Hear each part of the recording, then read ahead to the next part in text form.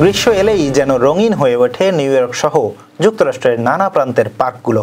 বাংলা গানের সুর, লুচি চানাচুরের ঘ্রাণ আর ঘুড়ির ওড়াউড়িতে মেতে ওঠেন হাজারো প্রবাসী। যুক্তরাষ্ট্র জুড়ে ছড়িয়ে থাকা বাংলাদেশি কমিউনিটির জন্য এই বনভোজন কেবল বিনোদনের আয়োজন নয়, বরং একদিনের জন্য হলেও শেকড়ের টানে ফিরে যাওয়ার উপলক্ষ।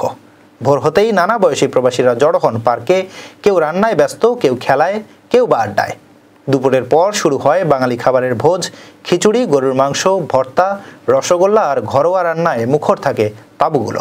পরে চলে গান, কবিতা, নাটক আর ছোটদের পরিবেশনা।